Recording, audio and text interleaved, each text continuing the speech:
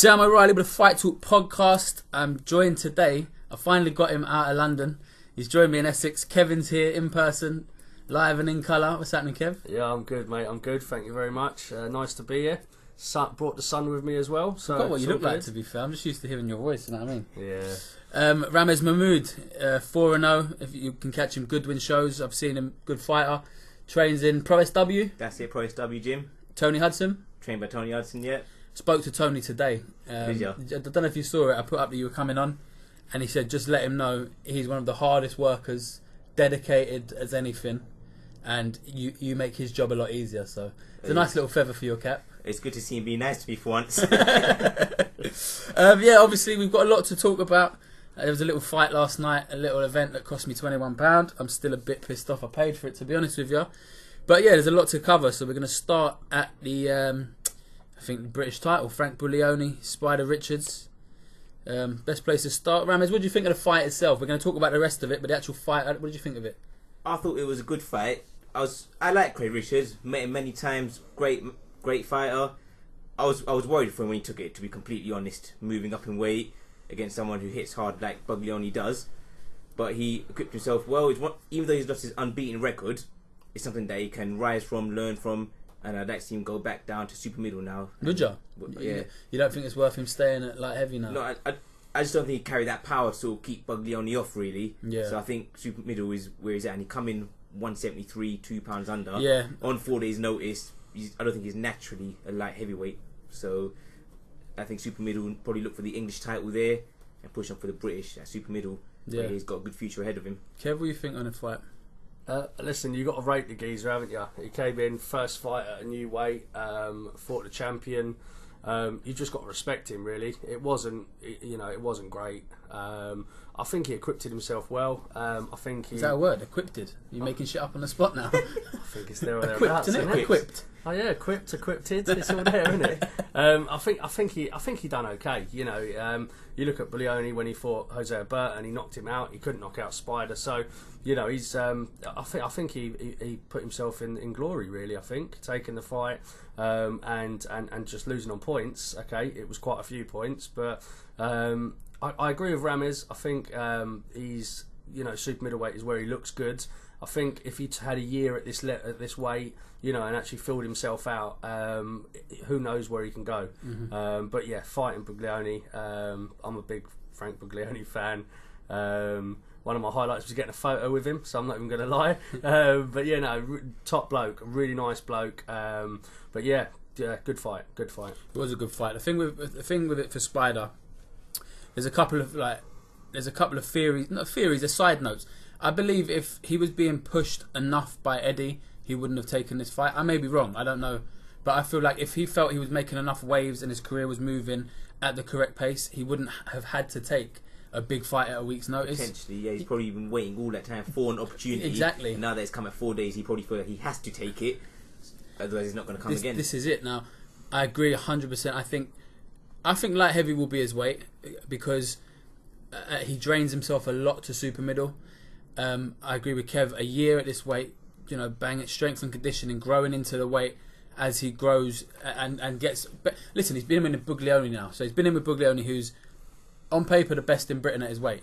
I still think Spider can win the light heavyweight British title, but he'll need a few fights against good opposition and grow into the weight, get on the weights, get his strength and conditioning. Because for me, the key, as well as Frank's his experience, he's been around a long time, but the pressure. You know, Craig's never had that pressure put on him, constantly moving forward, and, you know, little gloves hitting him constantly would make him think about. Because I know they've sparred a lot of rounds together, and I don't think Craig ever felt that in sparring he was ever sort of dominated, hence why he took the fight, I'd imagine. Yeah. But it's very, very different, isn't it? Yeah, Frank was just walking forward all the way through. I think Craig probably in the back of his mind knew he had 4 days' notice, not ideal for your first 12 rounder, so probably had the 12 rounds at the back of his mind as well. Yeah, and he'd been the 10 against Alan Higgins when he won the Southern area. So there's another test, there's another tick. I can do 12 rounds, but I can do it with the British champ. Yeah. And he's only going to learn from that fight. And hopefully now more people know him. Again, it was It was at 6 o'clock. Not a great time on the pay-per-view. Like we said, it was on Sky Sports main event. It was free though as well, wasn't it? So you get it's it's was good, that it's advertised? good I found out found that at 5 o'clock. I found it out as I turned it over because I turned it over from that channel to, Do you know what I mean? the thing, and I was like, actually, free up until round 8. Yeah, unbelievable. But that was just one of the many strange things that happened in that pay-per-view last night. But yeah, Frank Buglioni, very good champion, very deserved victor, and Spider will come again and we'll learn a lot from that fight. So yeah, hats off to both of them. Akoli and Buatsi apparently fought. That's another thing we're going to talk about. Apparently they had a fight. I don't know if you know, because it was meant to be on the Facebook stream that was cancelled at, I think, 2 hours' notice. So, first of all, how does that make you feel, right? Why do you want to fight on a big show? You want to fight on a big show for exposure. Of course, yeah. And then you're fighting, the only clip I've seen of it was from someone's phone. I haven't seen any clips of it, so... Me neither. Unbelievable. Is it... Well, this is a question we've had in... from Martin Theobald from the New Age Boxing Podcast, best boxing podcast around. He sent a question in and it's a great point. Eddie Hearn has been heavily criticised by fans for his treatment of Isaac Chamberlain, including Isaac, who said Olympians are getting a better deal. Given that Akoli, Buatsi and Joe Cordina, who we're going to come on to later, have all been given shit last minute opponents, is Eddie levelling the playing field? Instead of trying harder with Isaac, trying less with the Olympians? I think he probably sees more potential in the Olympians, maybe. I do feel like he pushes Akoli more than Chamberlain, so I do feel for Chamberlain with that regard, especially after winning the Southern area. I'm not sure what it is with the lower prospects. I'm not sure what it is with the early prospects, to be totally honest. I mean, Cordina was initially advertised to be in a title fight, which didn't come through. Instead, he boxed a 4-rounder. Yeah, he was due to fight a title fight. Then it was Jamani Camaro, who is the lightweight Southern Area champion, Steve Goodwin boxer. Yeah. And within 2 days, I think 2 days before the fight, that was changed, and he ended up fighting a different guy. And that was a 4-rounder rather than a 10-rounder. I think the same case with Josh Kelly last week, who was last week advertised to be in a title fight, and just the title fight didn't happen. I'm not sure what it was. I just feel that it started off as a very, very good card. A lot of people fell away from the card, and it just feels to me that he tried to stack it up with people that are up and coming because it was such a shit card. And obviously they didn't even get exposure. Most people don't even know that they actually fought, so it completely backfired. Yeah, the thing, the Cordina one was the most bizarre to me because it was in Wales. Yeah. You know, now, all right, he ended up fighting, so he had a 4-rounder in front of the Welsh people, which I guess is what he would have wanted. I probably wouldn't have wanted a 4-rounder, but what he didn't get was on the pay-per-view because they decided to talk over his fight. So they spent the time that he was fighting discussing the upcoming Joshua Takam fight. I mean, we've seen 2 weeks build up constant. Do you know what I mean? Did we need another 5-10 minutes rather than showing one of your best prospects? Yeah. Baffled the life out of me. And especially that was primetime TV. I mean, that would have right before the Joshua fight, exactly. But to answer Martin's question, I don't know. I feel like they're an afterthought. I think he is so Anthony Joshua orientated. I think this particular show was the AJ show, so as long as AJ was on, then in a sense everyone else didn't really matter, to be honest. 100%, and it's feeling like that more and more. I actually tweeted last night, like, I'm an AJ fan, but this bollocks that goes with it is putting me off. I didn't order the pay-per-view until 10 to 7 last night. We were on the phone. Yeah, and I was like, you know what, I'm weak. I'm going to buy it because I need something to bitch about today.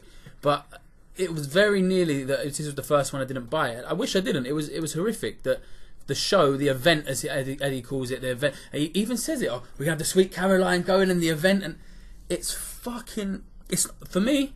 It doesn't feel like boxing anymore. It feels like show business. It's tainted massively. So the Olympians, they've got to just be an afterthought. They're great to have on paper. We're going to throw 3 Olympians on it, but who are you throwing in them against? Do you know what I mean? Who did Akoli beat?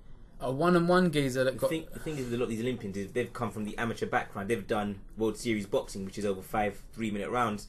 So you can take them and put them in, starting with 6 or 8 rounds because they've done 5 rounds before, sort of thing. So they don't need these little 4-rounders. They've done it against higher level than what they're boxing at already. Well, we saw Joe Joyce, didn't we, on the Haymaker 10-rounder? I mean, I wouldn't expect many people would do that just simply because of his age. But Kelly started with a 6, Fowler was a 6.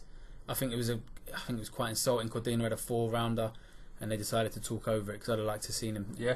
Cordina's so exciting as well, isn't he? You know, he's the kind of fighter that you want to watch. You know, that 4-rounder. I don't know what happened in it. Don't know much about it, but that 4-rounder could have made it a half decent card. Yeah, you know? who knows? I know it sounds terrible, but it was a shocking card. The first world title fight was Kal Yafai against what's the guy, Ishii or Sho Ishida. Sho Ishida. Yeah. He's lanky, isn't he, for the weight. Like there's not a lot of him. 5'8" as a super flyweight. Yeah. How does he make the weight? I'll never know. You see him with his mask to not get ill. Crazy, walking around the town centre just looking like a tourist and that. I don't know. I'm gonna be honest. Kal Yafai doesn't excite me in the least. I don't know if it's his personality. I don't know if it's his style. He seems quite happy to coast through rounds, which, you know, you can be critical of people for that, but he's winning the fight. I guess why take risks? But he doesn't excite me in the slightest. I don't know your thoughts on him, Ramez. What you think of him? I think he was having a tricky time in there last night. So the rounds he could win, I think it was more about for him getting the W yesterday than looking exciting, because there's a lot on the line for him now. There's interest from America, so I think for him it was more about getting the win and getting through. That's what I personally think on Kal Yafai.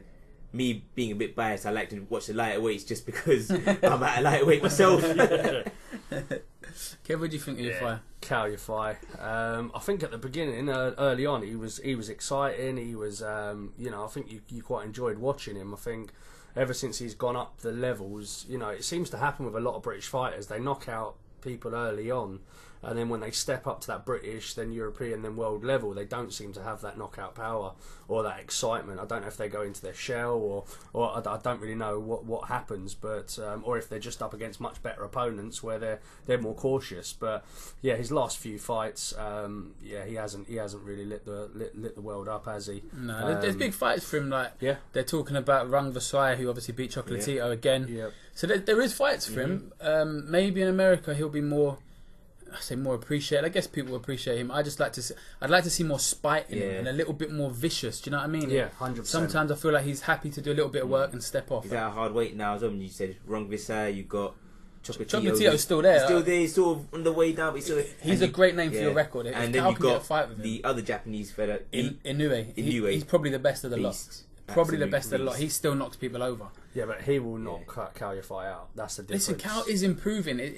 It's difficult to say. Anui is an animal. He's a different prospect that Cal's fought. But listen, time will tell. We'll see where Cal goes from it. Charlie Edwards is chasing him. I saw the tweet today. Sort of a little bit. I don't know if Cal responded, but Charlie Edwards wants him, and of course he will. Like, you know what I mean? It's his job, isn't it? That's his job, isn't it? You know what I mean? Title show. So I don't know. Time will tell what happens with Cal, but I'd like to see him be a bit more spiteful, and that's the truth. 100%. Yeah.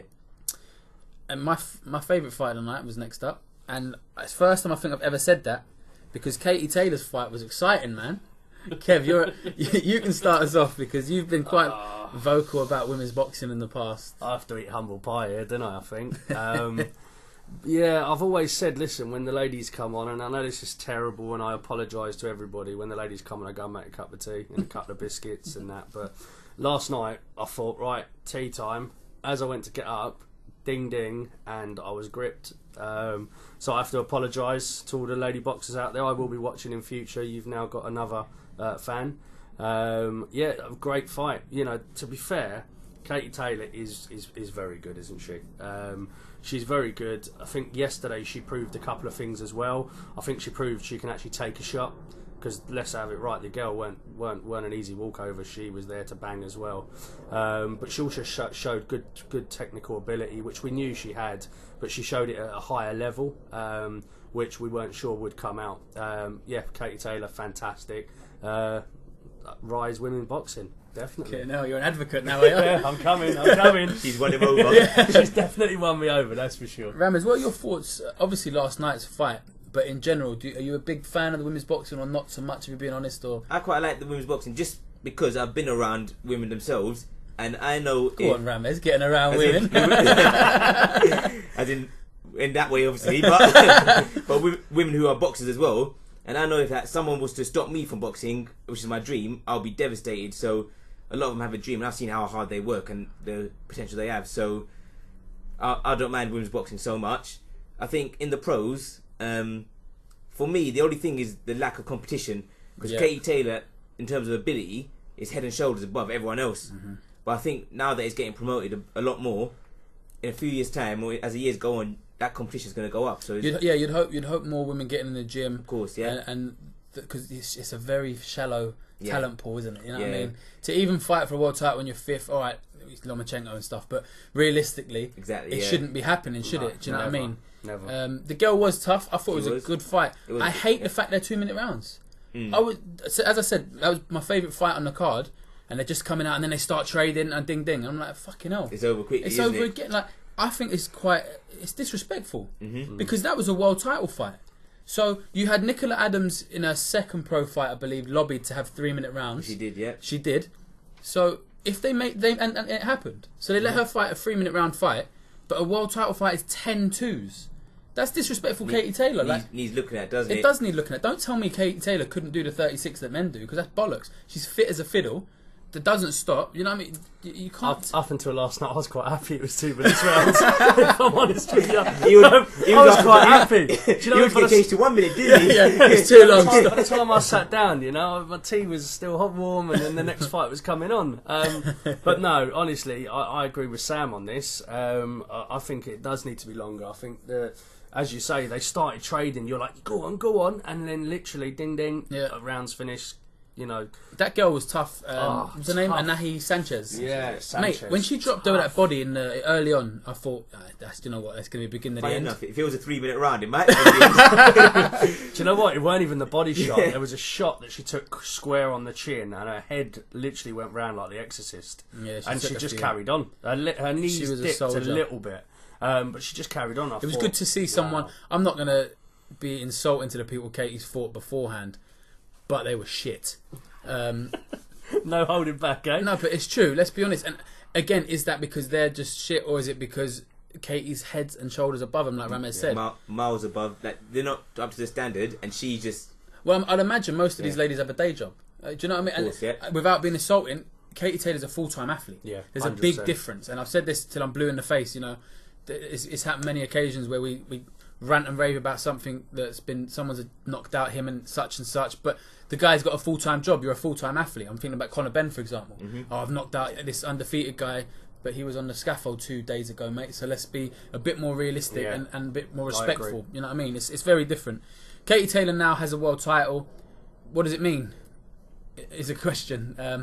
I'm not going to sit here and say I want to see unification fights. I don't know who the other champions are. I think the only thing they can build towards Katie Taylor now is probably the Natasha Jonas fight. Yep.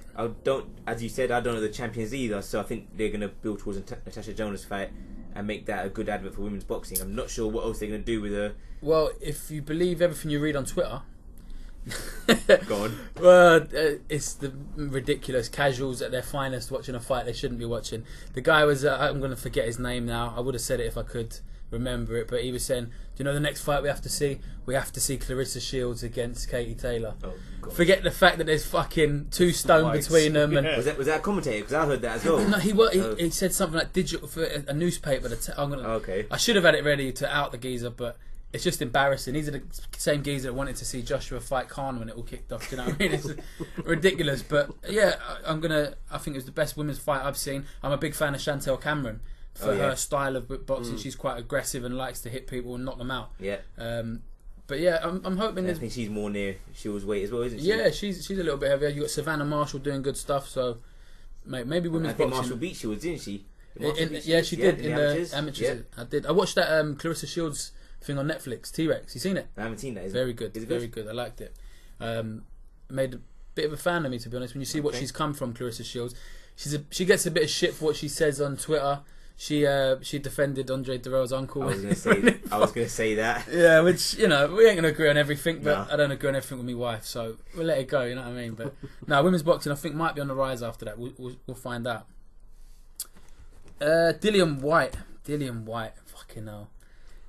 Alright, I'm a Dillian Whyte fan, so I'm going to let Kevin start because you can probably be a bit more brutally honest than I can. Listen, I'm a massive Dillian Whyte fan, and I thought him Hellenius. I thought good fight. I thought it was going to be You know, looking at Derek Chisora, Helenius, I thought Dillian Whyte will win it, which he did. I thought he won comfortably. I thought Helenius looked decent in the first couple of rounds, which you always get from him, and then he just died. And yeah, Dillian Whyte just took over in my eyes. I thought he was going to be more brutal. I thought he was going to say it was a shower of shit. It was a terrible fight, because Twitter weren't happy with it. Twitter abused it. You also with Dillian Whyte, you also know with Dillian Whyte, he's going to be in your face the whole time. He hasn't got a huge knockout punch, but when you're up against a guy who's so much bigger than you, it ain't going to be great. I don't care. It ain't going to be great. He ain't got no movement, Helenius. He just stands there. It's very hard to knock someone over that is so big and just standing there with his gloves high. Is it not Dillian Whyte's job to unlock him, to find a way? The big talk is Deontay Wilder, Dillian Whyte. Is it not Dillian's job to find a way to knock out these non-fighters? Because you get them at all levels. Ramez is a small hall fighter right now, and there's guys that come to not fight him. They come to get their 4 rounds in, and it's up to Ramez, in my opinion, to find a way to unlock the door if he wants to get him out of there. But I think if Dillian Whyte had that knockout power, then I think he would have got him out there. Yeah. I just think you look at him against Chisora, you look at him against Dave Allen. You know, he doesn't have, and I love Dillian Whyte, but he doesn't have that one punch knockout power like an Anthony Joshua, like a Dillian Whyte. Deontay Wilder. He doesn't have that one punch knockout power. Yeah, Ramez, what do you think of the fight? It was a very odd fight, to say the least. Helenius had a good second round. I thought he rattled Dylan a few times with the right hand. I wouldn't say he earned it, but he rattled him. And from round 3, he just went into survival mode. I couldn't believe what Helenius was doing. I mean, you had a good second round. I thought you were trying to capitalise on that. So I do feel for Dylan in a way that Helenius was surviving. But as you said, I feel like Dylan should have changed. I think he was running out of ideas at times. I feel like a lot of the times he could change the angle, probably put on Helenius a bit more. But at the end of the day, he got the win, so I can't criticise him too much. But I would have liked to see him try and do different things. You're right. It's you know what? For me, it's getting the happy medium of winning is the ultimate. Yeah. You know, you have to win the fight. That what you're not going to risk. You're not going to be stupid and risk getting hurt for the sake of a knockout. It doesn't make any sense. But there's also, you know, it is meant to be the entertainment business in a way. And I was sitting there watching it, and Dillian was like you said, second round probably give to Helenius or a portion of at least. The only round you can, really. So you look through the rest and you think Dillian wins everything comfortably. He sort of backed him up. He's throwing overhand right, which never really landed flush once. It was very wild, the overhand right, wasn't it? And sometimes he was spinning himself around with it. Now, I let it go when he did it with Chisora because he wanted to take Chisora's fucking head off. Do you know what I mean? There was a lot, but this fight, I wanted to see him actually prove that he can hang with someone like a Deontay Wilder. Not that I think Deontay's a great high level blah blah blah, but I'd like to have seen something different. Mix it up. I don't know. Step back. Maybe make Helenius be the aggressor. Maybe counterpunch. Maybe dig to the body a little bit more. He tried a few hooks around the side, which landed. I don't know. I wanted to see something slightly different from Dillian. He was doing the same thing all the way through, sort of just plodding forward, getting off a few shots. Even when he's inside, at least try and change the angle and find an opening to the body or something like that. Yeah. But he does the same thing all the time, doesn't he? That's the thing. That's the worrying thing. Chisora was against Chisora. It was the same. It was sort of just big swings. You know, there wasn't much thought behind his work. He's going to have to massively improve to fight Deontay Wilder, I think. Maybe he needs another opponent just to bring it out in him. But they're looking for Wilder in February, so we'll see if that comes off. Yeah, the thing that Dillian said in the post-fight interview, I watched them all last night, and it's a good point, right? Because the Helenius fight wasn't officially confirmed till 3 weeks ago, I believe. Yeah. So he was sparring everyone. He's different heights, weights, sizes, blah, blah, blah, blah, blah. So I guess in a way it was difficult. He couldn't specifically tailor a game plan for Helenius. But like I say, I just believe a plan B to see how that goes. If the plan B didn't work, you still got a plan A that you're winning every round with. And either way, even though he didn't have preparation for Helenius, he still had the full camp, He did. which Helenius probably didn't have. Yeah. What do we think if that fight happens, Kev? If Dillian Whyte and Deontay Wilder do get it on in February, like the offer apparently is, how do you see the fight going? It's a tough one. You know, it's the thing that worried me the most, and I didn't think this would worry me, was that Helenius hurt him, and he did hurt him. You know, that I think it was close to the bell. In the second round, wasn't it? Yeah. You know, he hurt him massively. And Helenius ain't a big puncher. He's a big guy, but he's not a big puncher. He's awkward, but if he can hurt Dillian Whyte, then Deontay Wilder can definitely hurt him. But is there a difference between being hurt and being stung? Or he moved back and his eyes did sort of have a little glare for a second. He was glazed, but he wasn't stumbling everywhere. Yeah.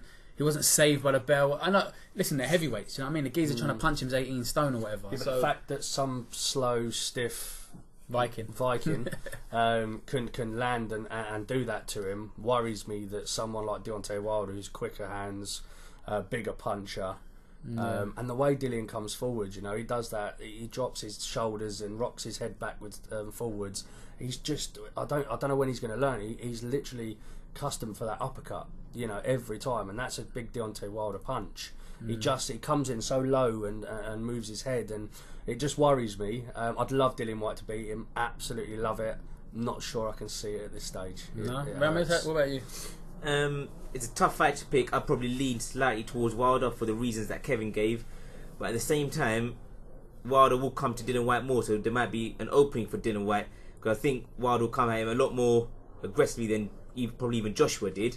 So there might be an opportunity for Whyte to land that left hook they landed on Joshua, or catch him with a right hand as he comes in. But I think Wilder will probably be that bit too sharp, that bit too quick for Dillian Whyte, and probably beat him to the punch. And they'll both throw shots at the same time, have a war, but I think Wilder's will be quicker to the mark. When you're right. I was going to say, when you look at it and you look at it stylistically, Wilder's just wild.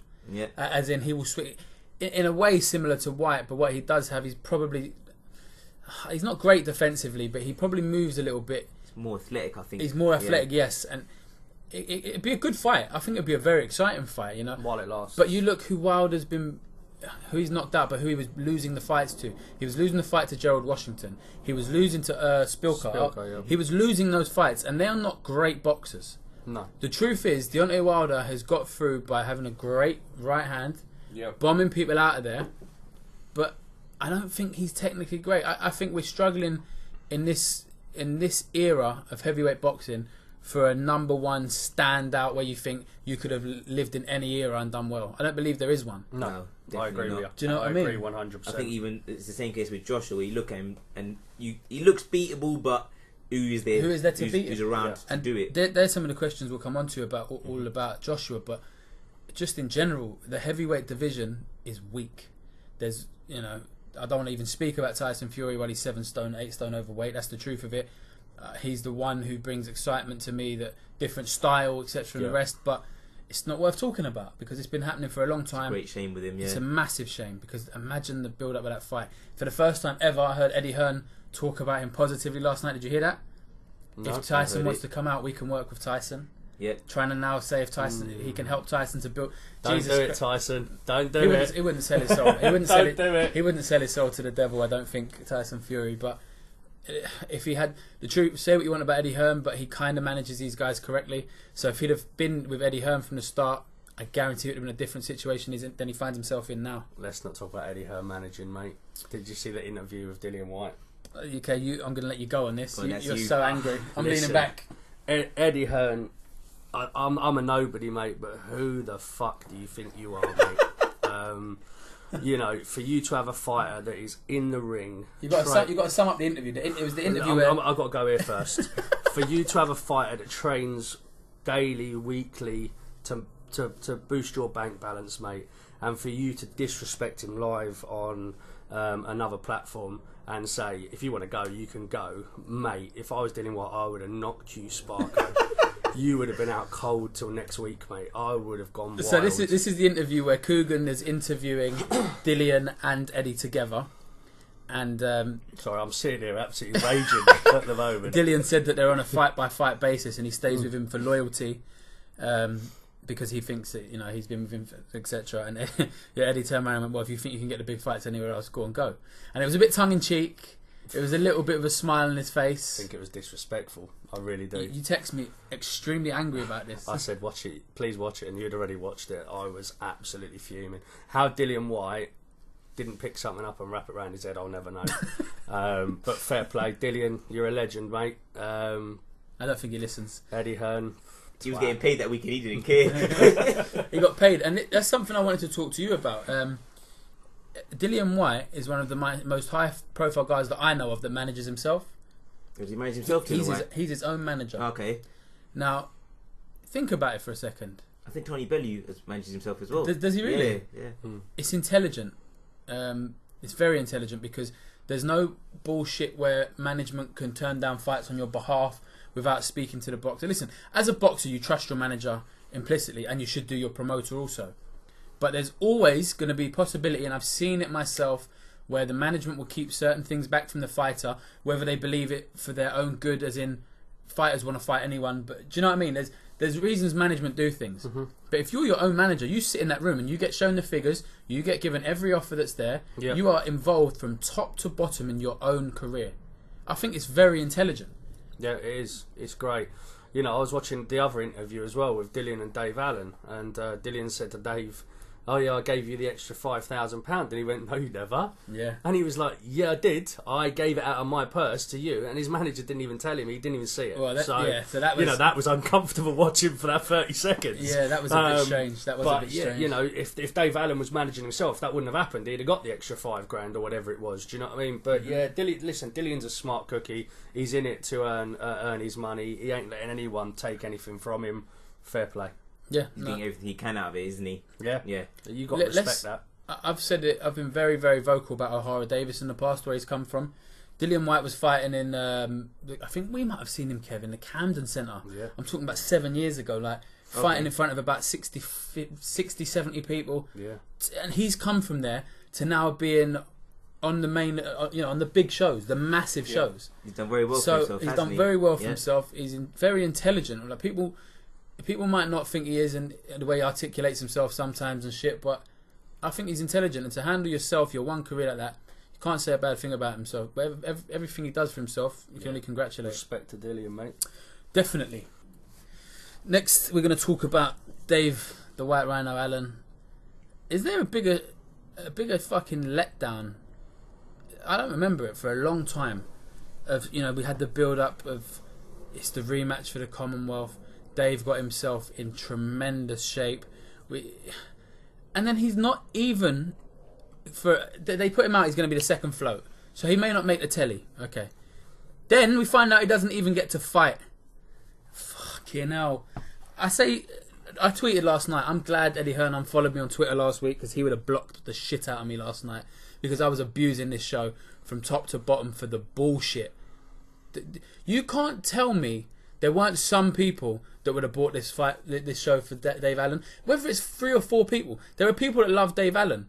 It goes back to the refund situation we spoke about. He wasn't offering refunds, but what about a dozen Bulgarians that may have bought it just to see Pulev?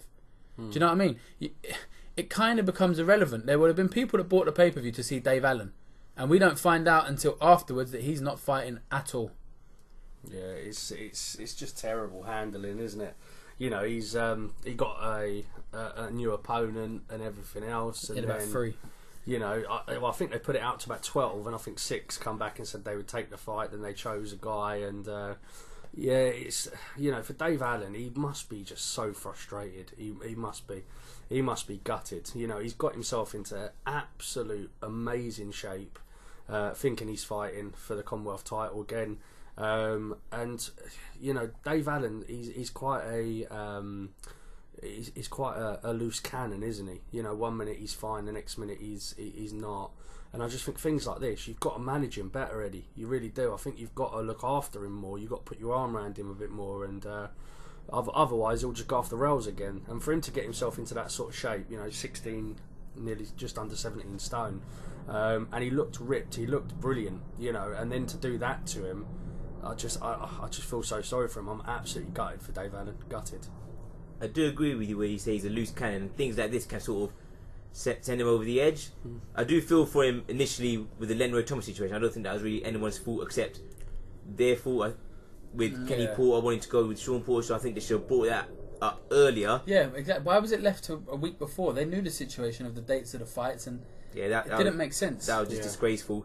And the fact that Dave Allen didn't get to fight after all the training, I do feel for him. At least he's got an opportunity on the 17th, and I hope he still got paid for last night. Yeah, but it's still not the same. I think Eddie said he's going to pay him, and again, you're right. Let's not be overboard. And Eddie couldn't do anything about the Leroy Thomas. Yeah. I'm pretty situation rather. I'm pretty sure he wanted that fight on the card. You know what I mean? I'm not an idiot.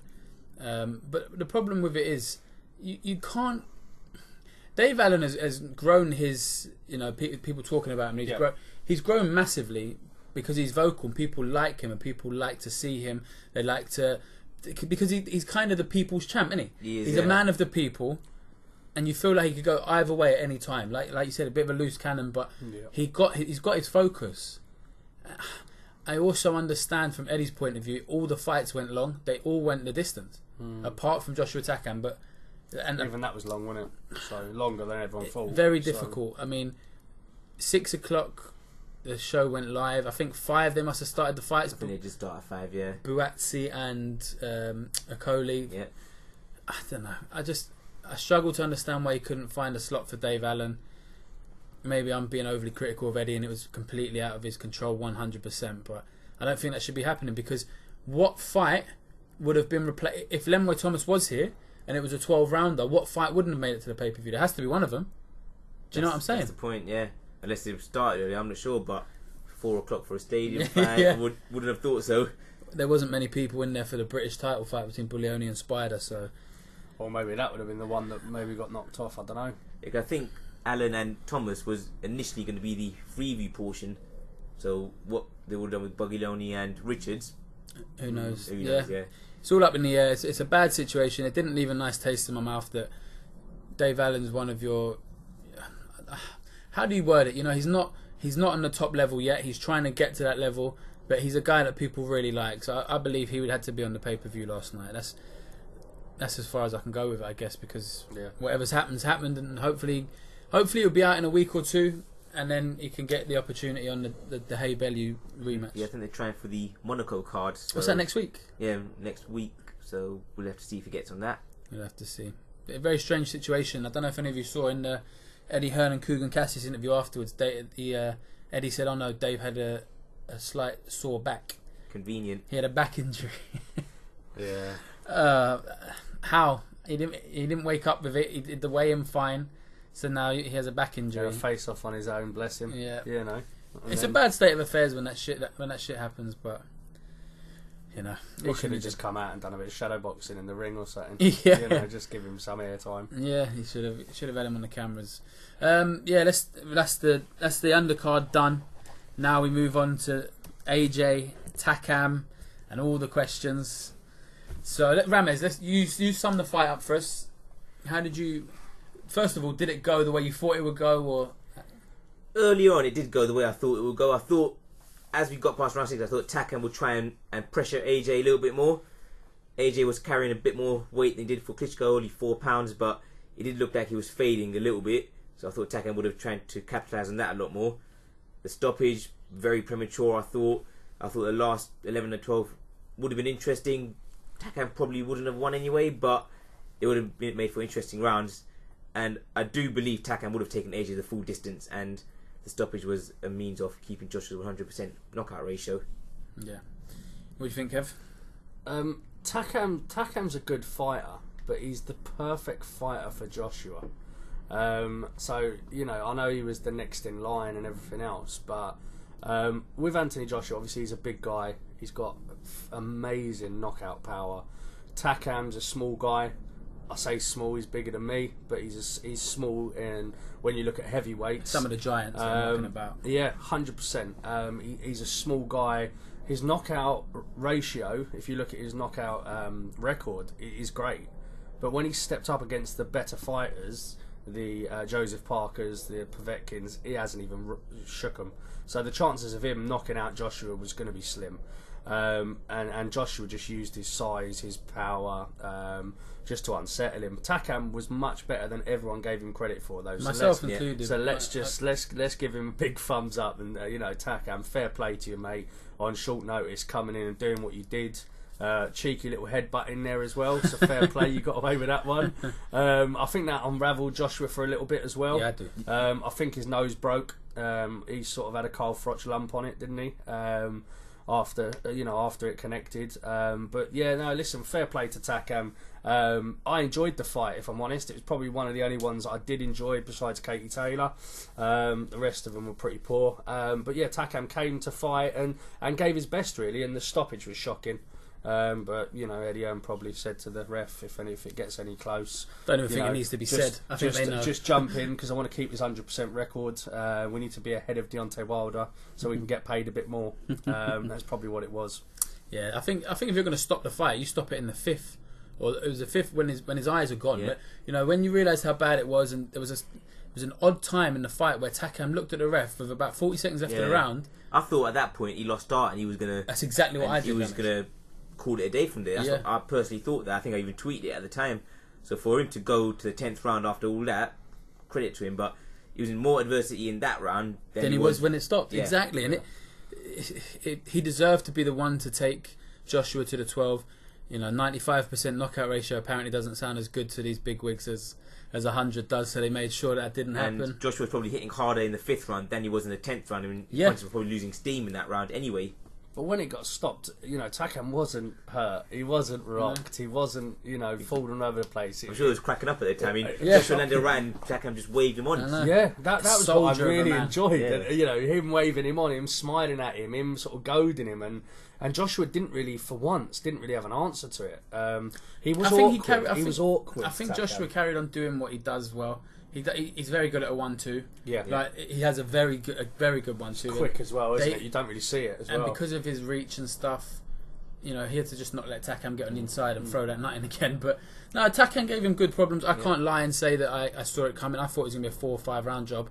So to go to 10, it should have been a 12 in my opinion. But I said one of the questions was, we had the question come in. Do we think, this is from Gavin Starr wrote in, was AJ poor, or do we think he tried to prolong the fight unnecessarily for as long as he could so it felt like fans got their money's worth? All in all, Takam's performance was the only good thing of the night. The whole thing was an awful watch. That was Gavin Starr. Yep, I agree 100%. I don't know if it was AJ prolonging it or if Eddie Hearn said, listen, we need a few rounds here because it's been a complete flop. Or if it was just Takam, being much better than everyone gave him credit for. But I think AJ, there wasn't one part, even when he sort of rocked Takam or hurt him, I never saw that aggression that he had in previous fights to actually go and finish the job. So yeah, I can see where he's coming from there. I agree with him. What do you think? Do you think he let the fight go on longer? I think Joshua was poor, as people say. I think it was a solid performance from him. I think there's a perception about Joshua now where they want him to spark out every single opponent he's in with. Yeah. I don't think, and if he doesn't, they'll say he was prolonging it. I don't really think he prolonged it. I just think Takam was solid. He took the shots well, and Joshua just was trying to pick his spots, and he just couldn't get him out of there when he could. I mean, they say he was prolonging it. Let's be honest. I think Takam would have seen a distance. So I don't think he was prolonging it. Personally, I think he was trying his best to get him out. I do. Just simply couldn't. Yeah, I personally don't think he prolonged it. I think it was probably a little bit tougher than he thought it would be. Takam took his best. His eyes were fucking hanging out, and he was still coming. When I say coming, he wasn't. He was, in my opinion, never in any danger of knocking Joshua out or even hurting him to the fact that at that level. I mean, you're not going to knock out every single man you're in with. No, you're not, and there's no problem with that. So exactly, that's why there's no shame in it going 12 rounds either. That's the thing. As long as you get the win. Yeah, there's no shame in that, and that's what should have happened really yesterday, but it didn't. No, I don't think he prolonged it. I think he just couldn't get him out of there. He was awkward though. He was awkward, and he was very different to the other fighters Joshua's fought as well. Which brings on the question. Rob Cass said, "Could you tell me why people are calling AJ the best boxer on the planet? Because I'm at a loss." I don't know if people are saying he's the best on the planet. Someone did ask him in the post-fight interview, "Are you now the face of boxing as Floyd Mayweather's retired?" Which is, I guess, it's slightly different from boxing. I think at the minute Alvarez is probably more the star in world boxing than Joshua is. Joshua has potential to get there, but he's not there yet. Say he's the greatest, and to mention his name with some of the legends at the moment are disgraceful. I've seen pictures. Did you see the Sky Sports the poll that Sky Sports put up on there? It's disgusting. Who's a better heavyweight in their prime, Lennox Lewis or Anthony Joshua? I didn't see that poll, but I did see a picture of Joshua standing next to Lewis and goes, "Is Joshua greater than Lewis?" And I thought, what a how joke. insulting do you have to be? Like, honestly, it's like, why can't we just appreciate what Joshua brings to the... Like I said, I believe he's probably the best heavyweight in the world now. Yeah. But it's not the best era. He hasn't proved that yet. And we're in that era where it's going to be hard to get to that level, because who can you beat to say you're the greatest in our era? I mean, there isn't many heavyweights around. There's a lack of depth in it. Yeah. Listen, Joshua's great at what he does, but he's far from the best ever on the planet. No way. No way.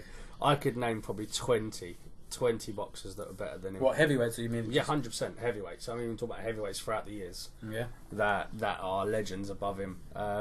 Listen, he's still quite... I know he's the undisputed, or he's got more belts than anyone else, but he's still early in his career. 20 fights is... You know, let's see him at 35, 40 fights, and if he's still here, then let's make that judgment. It's way too early, you know, to put him up against Ali's, Tyson's, Lennox Lewis's, Evander Holyfield. I don't even think it'll be a question in 5 years. Because but you never know. You never That's know. the thing. If he's 40-0 and knocked out 40, you're going to put your hands up and say he probably is... You know, well, we'll he's see, there but the problem is he's going to have the opponents that become credible opponents.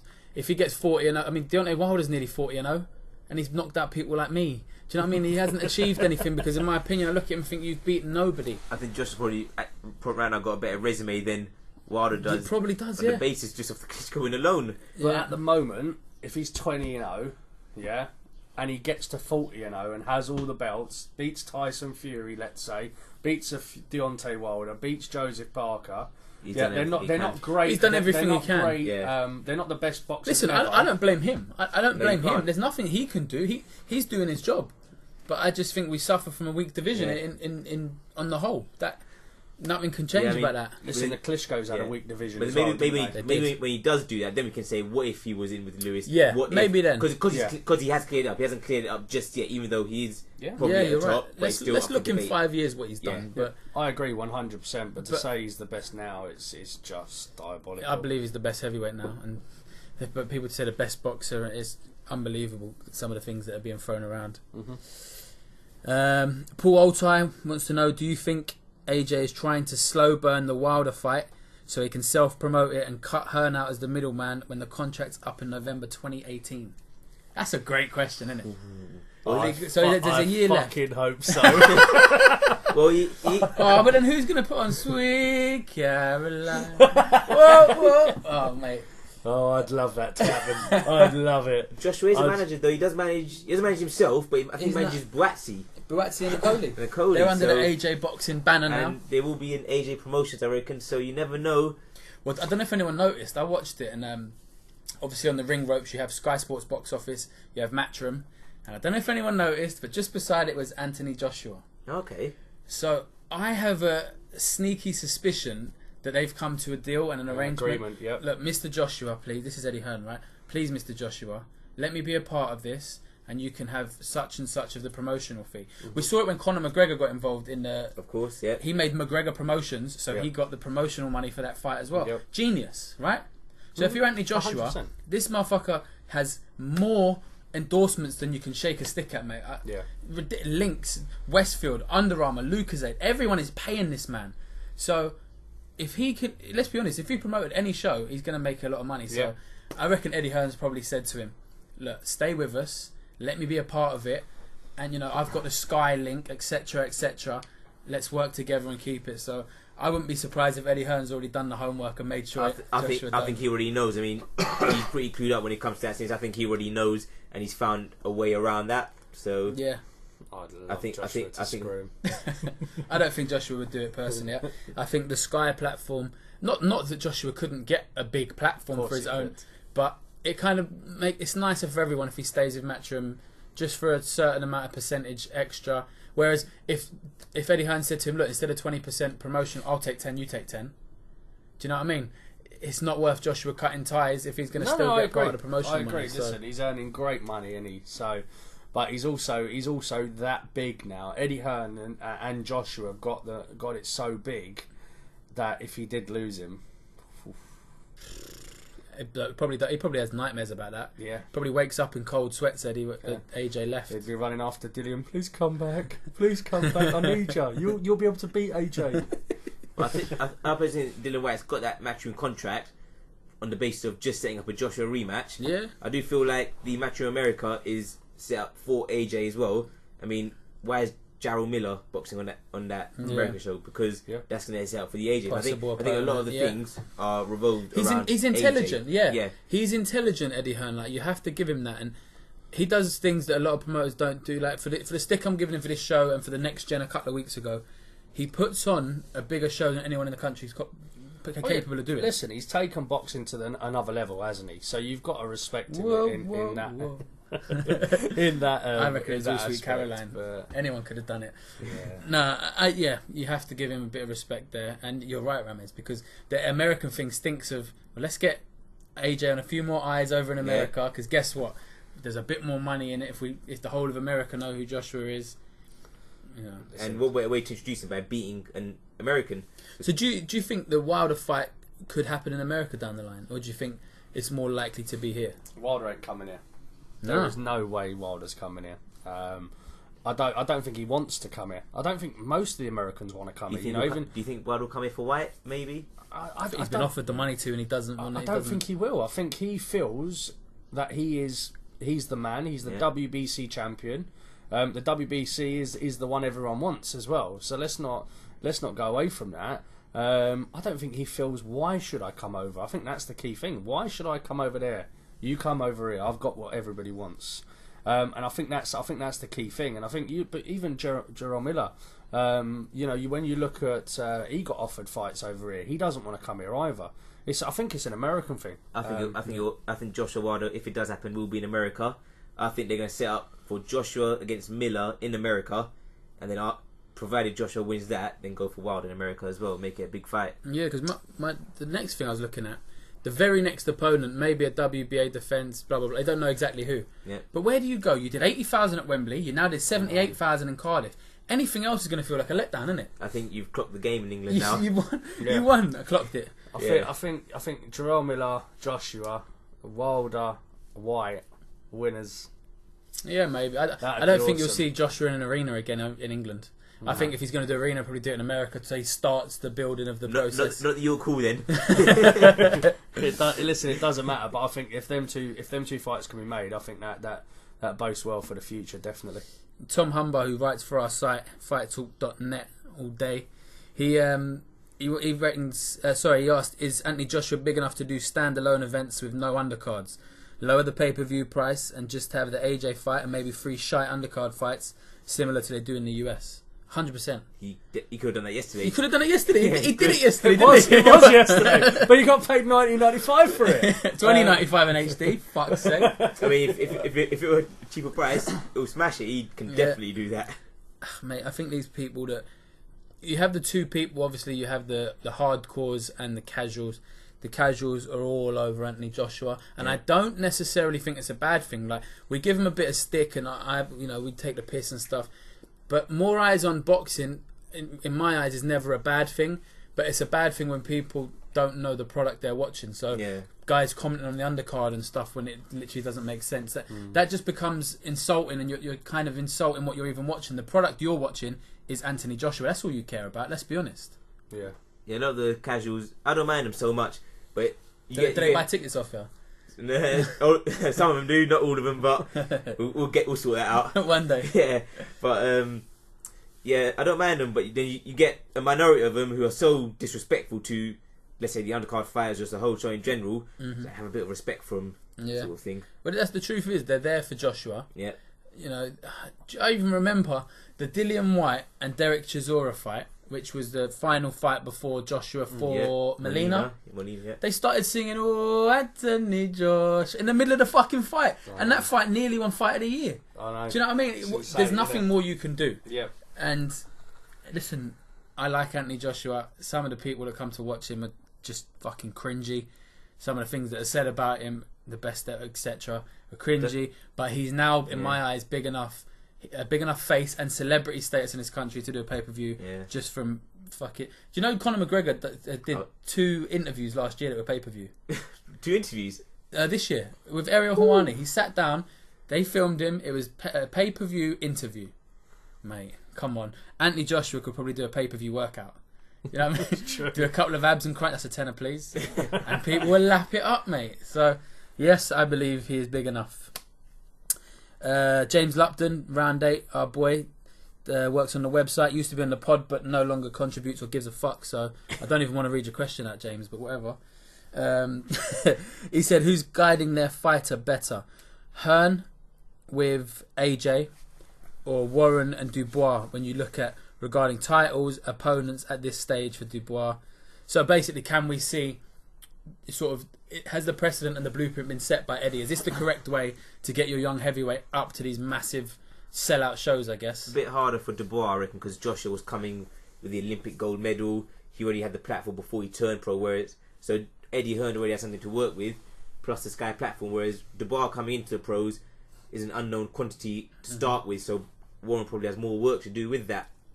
But I think he's following a sort of similar blueprint, picking up titles where he can, and Dubois is younger, so got more time to do that. Yeah, I agree with you there, actually, Ramez. But I just think, yeah, he's definitely set the platform. Dubois just has to keep knocking people out. He will. That's the key. If he keeps knocking people out, Warren is not silly. He's an old boy. He knows what he's doing. He will get him up to the right stages, the right fighters, the right belts, without a doubt. But yeah, no, I think Dubois has got a huge future, definitely. No, he has. He's fighting on this show that we're going to come on to very shortly. But there's 1 or 2 more questions still about the AJ. Do you know what? There's one more actually that we're gonna talk about, because it's probably the best question I think I've had sent in. This is from our boy Robert Martin, always supporting Fight Talk, everything we do, and he's probably the most proud Brixton man I've ever. He buys a ticket of every boxer in Brixton. Isaac Chamberlain, Chris Congo, John Harding, Richard React. Tell him I'm from Brixton as well. You heard it here. Ramez is a Brixton boy. He just lives in Essex, and yeah, his question I think is superb. Do you think in today's boxing age it's better to be a casual, so you don't know what's really going on and you can just enjoy the hype? That's a great question, isn't it? Yeah. You flit in and out of boxing when there's an event on you care about. Mayweather McGregor, what's going to happen? Anthony Joshua's fighting, let's get involved. But any other time of the year, you don't give a fuck. Yeah, I mean, it's great to be a casual watching boxing, because you have a good night, you love it. Whereas then you got us people who know about boxing and we're quite cynical. But yes, at the same time, I don't want to be that person who compares AJ with Ali, or I don't want to be that person who said McGregor was going to knock Mayweather out, so I'd rather just be the boxing fan. Yeah, it's a fantastic question. It really is. For me, I'm a huge boxing fan. I have been since the age of about 6, when I used to watch it with my dad. So for me, I love it. The casuals. The only thing is, when you watch boxing and know a lot about boxing like we do, I think you the politics and stuff gets you on your nerves. The promoters wind you up, as it did earlier in the podcast. So I think you get too involved in it, that side of it. Whereas the casuals come in, enjoy it, and go, don't they? Where we're looking on the finding the interviews the next day and just getting wound up. Yeah. Listen, there is positives to being a casual, but listen, I'm a boxing fan all day long and I love it. Yeah, listen, I watch the Ryder Cup, but I don't watch anything else in golf. I watch a bit of Wimbledon. I don't really watch any other tennis. So it's a bit hypocritical for me to say, do you know what I mean? They shouldn't. And let's be honest. They definitely should. I mean, a lot of them, they do buy tickets, and without the fans, the boxers wouldn't be where they are. So they do definitely help the sport and the fighters. So they're great. I mean, we used to get the minority who haven't got a clue. Yeah. It's just borderline insulting on occasions that I draw the line at. I don't like it when people... If you don't know anything about a subject, that's fine. I'm not going to sit here and tell you about darts because I don't watch it. But then for me to then put my opinion across and tell you not just my opinion but why I'm right and you're wrong, you're a fucking idiot, mate. I know you don't watch anything. I've had this argument a million times. People that abused the Pacquiao and Mayweather fight because they couldn't appreciate how great Mayweather was because they're not boxing fans. I really did enjoy that fight, and I loved it. You're going to get the same case with, let's say, Lomachenko or Rigondeaux on December the 9th, whereas I know I'm going to love that fight. general people probably wouldn't appreciate it. A load of the boys we were talking earlier, Craig, obviously from the pod, and they're going over to New York for this fight because this is a boxing purist fight. It is, yeah. Rigondeaux and Lomachenko is an unreal fight, but there's a possibility they ain't going to touch each other. I mean, where you get fighters, you see it all the time, let's say in the amateurs, where you're in a European final, world final, where there's, because you're so good, you nullify each other, so it could be one of them fights, but just because we love boxing, I enjoy watching that. Yeah. I think they're just going to stick it on the line. I really do. I think you're going to see two absolute... Maybe towards... Matrix. Maybe towards the end, but I think for the first 3 rounds, it's going to be...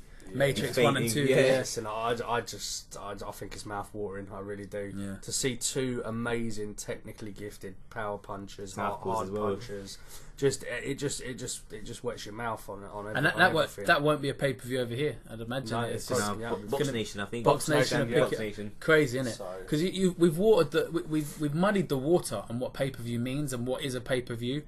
That was the last question I actually missed off. My brother Roots, my mate Jay.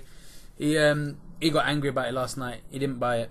He said, "Is there a fight for AJ that is actually pay-per-view worthy? Because we all know we're never going to see AJ again on terrestrial television. So is Eddie going to keep conning us with packed arenas and shit cards? I'd rather pay my 40 quid and go to small hall boxing." It's a question, isn't it? What? I don't know, because I don't know anymore what the definition of pay-per-view worthy is. Do you know what I mean? I went to Groves Cox, and I thought it was a great event to be at. I really enjoyed it. I loved the fights. And it was weird, because if I didn't get media, would I have sat at home and paid 15 quid for it? I don't know. I did.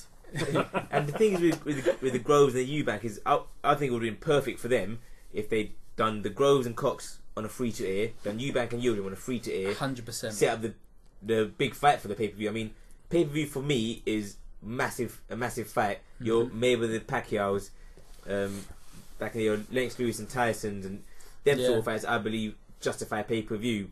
But yeah, it's a very unclear line. I think it's very personal. Like, boxing purists wouldn't have bought Mayweather McGregor. Yeah, I bought it for the spectacle and the event it was. I knew what was coming. I'm not. Do you know what I mean? It depends where you're buying it as well. I bought last night because I couldn't stand the thought of me sitting there knowing there was boxing on and I ain't watching it. And even if it's not a massive fight, at least stack it with a fantastic undercard. I think personally, pay-per-view when it first come out, it was 3 world title fights. Yeah, that's what it was. So when you got a pay-per-view, when this first come out, you had 3 world title fights as a minimum on the show, and since that, it's gone from a world champion fighting against a no-hoper. Okay, last night you had 3 world titles, didn't you? No, but if you're going to be technical, you had Chow Yafai and Katie Taylor. Real world title Why are they not real world title fights? Come on, mate. We just said we enjoyed Katie Taylor. No, listen, I enjoyed it, but what I'm talking about, mouth-watering. I think 9 boxing, you got world titles, but that's still not the top of the tree. I think you got world titles, and then you got the elite. Yes, because you mean probably 3 elite level fights. There's so many world titles. That's what I was just about to say. You've got so many world titles out there. And world title isn't the top of the tree anymore. No, it's not. I don't even know if being unified is. Do you know what I mean? I think unified. Let's take Terence Crawford, for example. He just picked up all 4 belts and gave them away. Yeah, and all 5 if you include the IBO. Yeah, and he just picked them all up, and he didn't really get much coverage. And then he left, and now he's gone up in weight. It doesn't mean anything. Like, I'd live for a day where there's a number 1 in every division. Imagine that. Yeah. Imagine that the World Boxing Super Series got that big, that being the Ali trophy holder meant you were the best. Exactly, How nice would that be? Yeah. So if Groves went and wins this, it would mean he's number 1. Yeah. Although Benavidez is on the outside with a WBO. You got a WBO title now? I think he has, or WBC. One of no, WBO it is. And Degale's not in there anymore. Degale's not in there with the IBF. But I don't know. I'd like to see a way that we can get a definitive number 1. Because then pay-per-views might actually mean something if they can put 1 against 2 every time, but that ain't gonna happen. There's too many platforms now, too many fighters, too many belts, too much politics. As well, there's not enough money.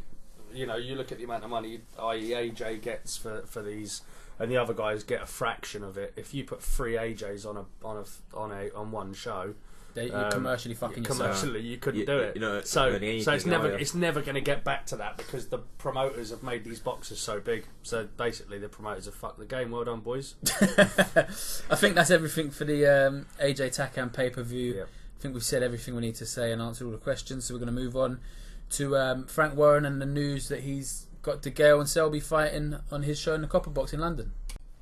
So obviously the news came out earlier in the week. James Degale and Lee Selby are both going to defend their IBF world titles at the Copper Box on BT Sport. I think it's the night. Is it 9th of December? Or have I just made that up? It's the 9th of December. Yeah. So, yeah. First of all, it surprised me. Like, I didn't really see Degale linking up with BT. I didn't see that coming. What about you? Did it shock you? Yeah, well, you sent it to me, mates, and I opened it and I thought it was a wind up. But no, listen, I don't want to give Frank Warren ideas, but if Eddie Hearn can put a pay-per-view on like that, mate, this is a pay-per-view card, isn't it? you know, you got Degale, Selby, Yard, Triple D. You know, this is the one, isn't it? But yeah, no, listen, I can't wait for that show. I'm really, really looking forward to it. Yeah, that's going to be a great show, and it did surprise me. It sort of comes on to what you said earlier about having big fights on shows where we got Degale and Selby, 2 world titleists and 2 stars in British boxing, both in the same show. So that is fantastic. Yep. But yeah, it is. Mouth-watering. And they're doing the press conference tomorrow. The only problem I have with it is Frank Warren does this a lot, and it kind of pisses me off. They announced the home fighters without announcing the away fighters. I'm not expecting the greatest opponents for Degale and Selby. I think it's more just getting out. Degale winding up from his injury. Yeah, it was I think it was a shoulder injury, so he was out for a little while. So he's going to need I don't know if you can have a tick over fight as a world champion. I guess Terry Flanagan's making a career out of it. But Listen, it's going to be a top. It would be a top 20 fighter, wouldn't it? In the IBF, top 15, yeah. It's got to be in the IBF. Top 15 in the IBF, so which that's what I meant. It's going to be a top 15 fighter. So listen, it ain't going to be too bad, is it? And it can't really blame. He's had 11 months out, so I wonder if the president of the WBO is going to be offended that Frank's got some other titleists at IBF. Yeah, I don't know. I like it, and the problem is, obviously we don't know the ins and outs of it, but I'd imagine Degale is going to be either a fight by fight basis or a couple of fight deal with Frank Warren, because the painful truth is the bigger fights are still probably with other promoters than Frank Warren for James Degale at this stage. He's at a stage where the big fights, probably Groves. Who else is there for Degale? Who's a massive fight for Degale? Eubank or Groves? Anyone else? Yeah, it's over here though, isn't it? It's all over here. I think whatever happens in that Super 6, Degale, Groves and Eubank are always going to be a big fight for Degale. But I think Callum Smith is probably the draw right now. So, well, that fight was offered to them a couple of times. The Smith Degale one. That was July, wasn't it? It was July, yeah, and it didn't happen for whatever reason, and they went different paths. I just don't know where Degale goes. Has he reached the pinnacle? I think he probably should never have gone to America.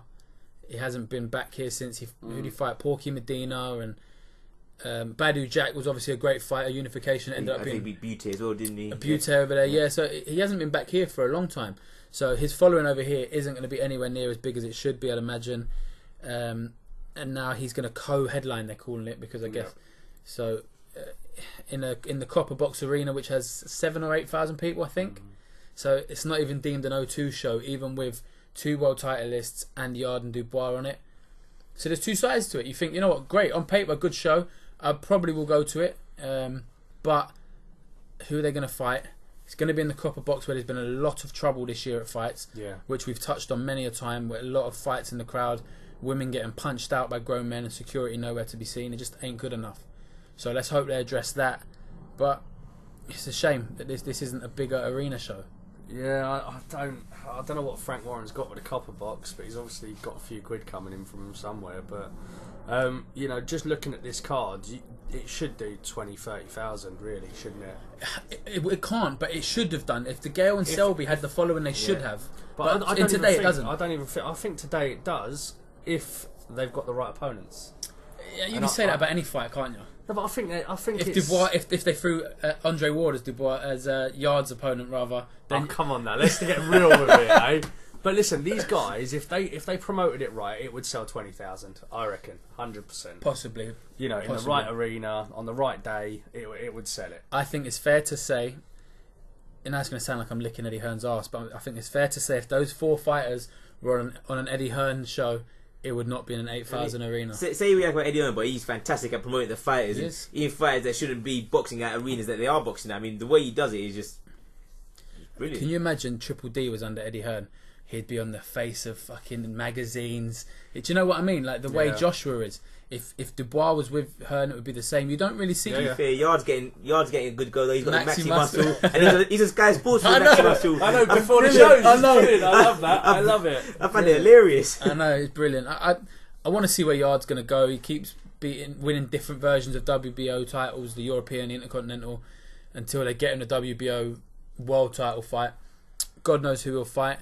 I'd like to know the opponents now. They're going to do the press conference tomorrow, where these 4 guys are going to talk about fighting on the show. They're not going to talk about their opponents. The opponents aren't going to come out yet. But how many weeks are we? Were we 6-7 weeks? 6-7 weeks. Yeah, we're end of October today. Yeah, 6-7 weeks. That worries you, doesn't it? You're 6 weeks away from the fight and you don't know who you're fighting. Or the opponents don't know that they're on it yet. It's you'd want for these guys, for it to be a big show, for it to be exciting for boxing fans to watch. You'd want to know 8 weeks who they're fighting. Yeah. Let them all prepare for it and have a good punch up. Well, we've had it before, haven't we? Where they announced, they did a press conference to announce that Anthony Yard won't be fighting Hosea Burton.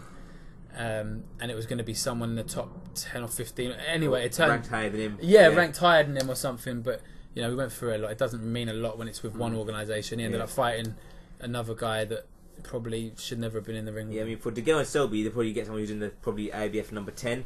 Like, world title fight. Don't have to work my way up. Thank you very much. 6 weeks, I'll have it. Yeah. So crazy, isn't it? World title fight on 6 weeks' notice without knowing who the opponent is yet. I'd take it for a few quid. Yeah, you would. And that's a sorry state of affairs, because if you want to grow your platform... Selby, I'm waiting for the phone call.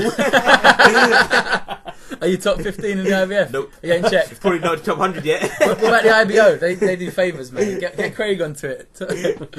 I'd like to see the opponents. But on paper, good names on their show, so...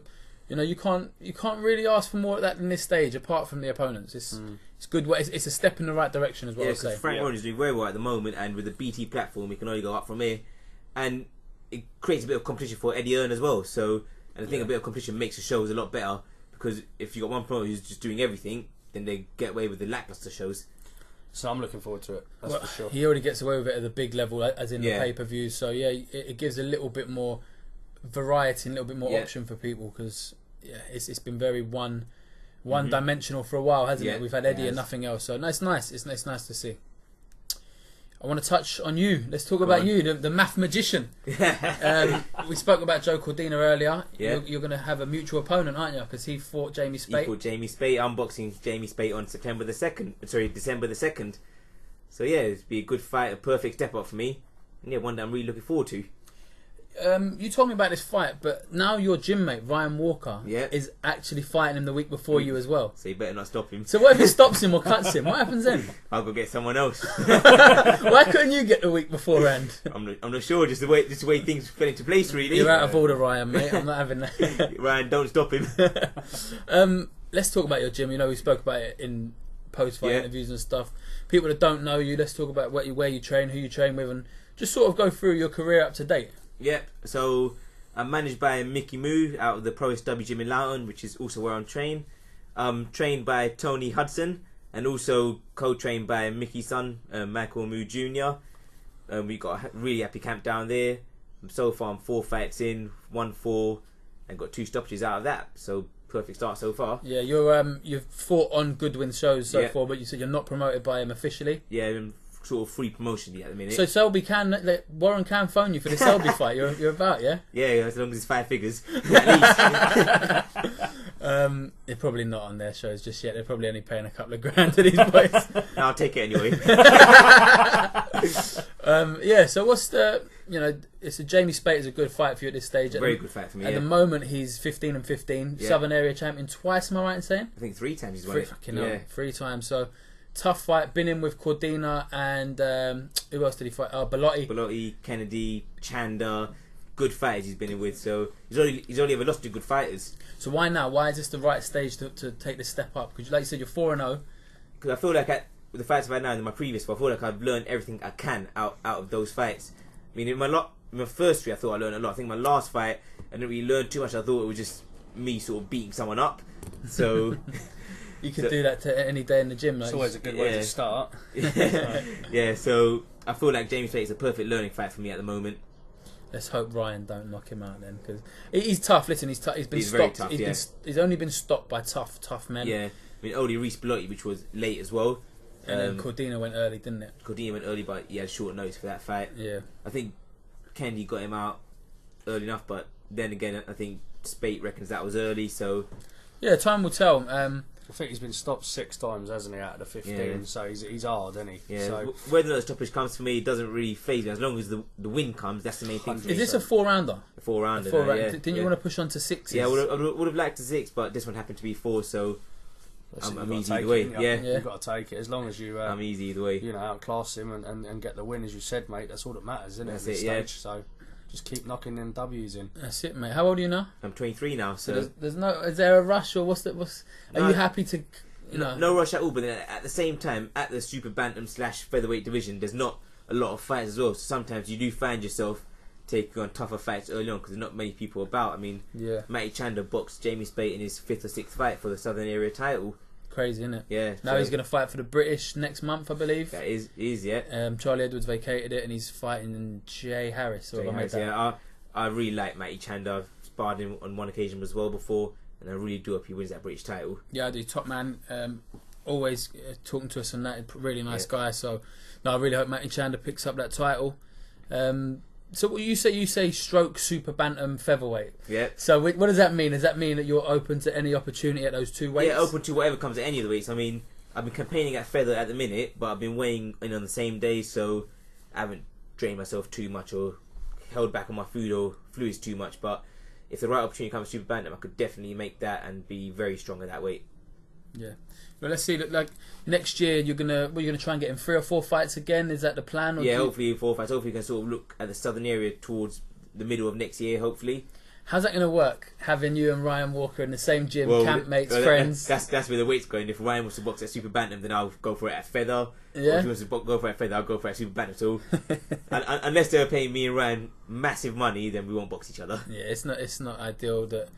I mean, you've got Lionel Shadofia and Brad Paul's both middleweights. Yeah. They trained together and they said that the plan is I'm going to win the British, then I'm going to vacate and he's going to win the British. Yeah, we were a similar thing with me and Ryan. I mean, we spar each other all the time. We're mates and we help each other all the time. So now we're not going to box each other unless there was millions on it.